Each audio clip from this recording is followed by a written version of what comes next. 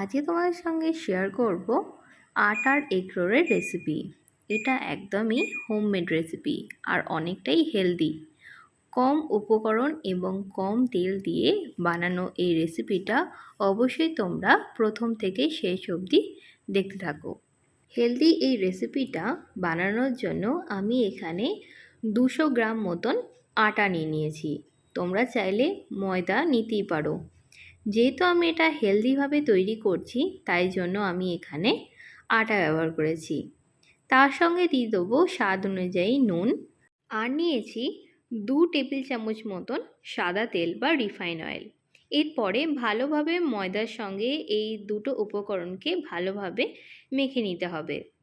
প্রথমে সমস্ত উপকরণ ভালোভাবে মেখে নেওয়ার পরে আস্তে আস্তে জল দিয়ে ডোটাকে তৈরি করে নিতে হবে। যেরকম আমরা বাড়িতে নর্মাল আটার রুটি বানাই সেরকমভাবেই এখানে আমি ডোটাকে তৈরি করে নিলাম। ডোটাকে সামান্য ওপরে তেল মাখিয়ে রেস্টের জন্য খানিকক্ষণ রেখে দিলাম।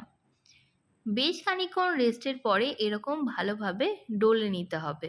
এরপরে ডো থেকে লেচিগুলো কেটে নেব।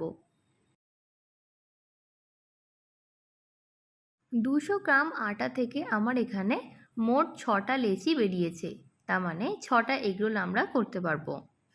এরপরে এরকমভাবে ভালোভাবে গোল পাকিয়ে শুকনো আটা দিয়ে বেলে নিতে হবে।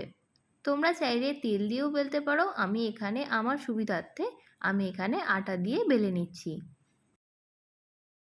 বেলার সময় একটা জিনিস অবশ্যই তোমরা মাথায় রাখবে, বেসটা যেন খুব বেশি পাতলাও না হয় এবং খুব বেশি যেন মোটাও না হয়। সমস্ত সাইডটা যেন সমানভাবেই যেন বেলা হয়। এরপরে আমরা একটা প্যান গরম করে নিয়ে তাতে আমরা এই যে রুটির বেলাটা দিয়ে দেব। এরপরে ভালোভাবে সেঁকে নিয়ে 2 টেবিল চামচ মতন তেল দিয়ে ভালোভাবে ভেজে নিতে হবে।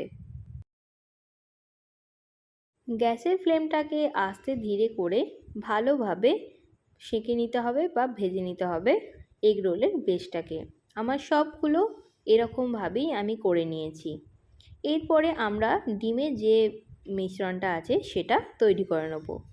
সবার প্রথমে আমরা এখানে একটা পাত্রের মধ্যে তেল নিয়ে নিলাম আর নিয়ে নেব 4টে ডিম। আমি এখানে 4টে ডিমই ব্যবহার করেছি।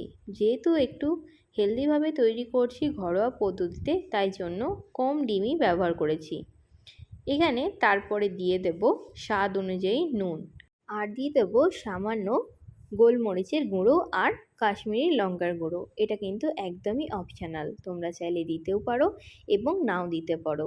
এরপরে এই 3টে উপকরণকে ডিমের সঙ্গে ভালোভাবে মিশিয়ে নিতে হবে।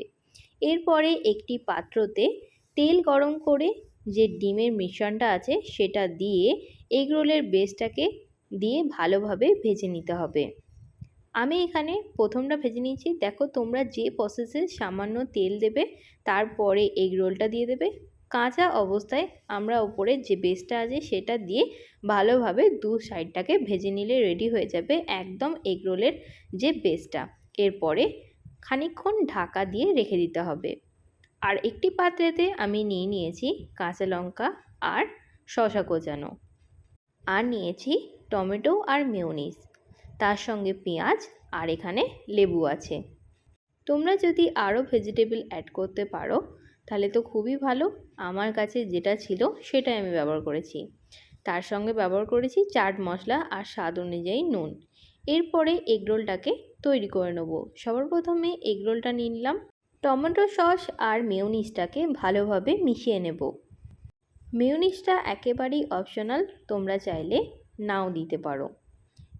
মেয়োনিজটা দিলে স্বাদটা অনেক বেশি ভালো হয়, আর যারা তোমরা টক খাও তারা তোমরা এই মেয়োনিজটা অবশ্যই দেবে। উপর থেকে এবারে শসা আর পেঁয়াজ সঙ্গে লঙ্কা কোচানো দিয়ে চাট মশলা আর সামান্য লেবুর রস আর নুন ছড়িয়ে ভালোভাবে র্যাপ করেই তৈরি হয়ে যাবে আমাদের হেলদি এবং টেস্টি ঘরোয়া উপায়ে কলকাতা স্টাইল এগ রোলের রেসিপি। অবশ্যই তোমরা একবার হলেও এই আটার এগ রোলটা অবশ্যই ট্রাই করে দেখো। আশা করছি তোমাদের অনেক বেশি ভালো লাগবে। আর যদি আজকের ভিডিওটা ভালো লেগে থাকে তো অবশ্যই like, share and subscribe to my channel. আবার অন্য কোনো ভিডিও নিয়ে হাজির হব। ততক্ষণ ভালো থাকবেন এবং সুস্থ থাকবেন।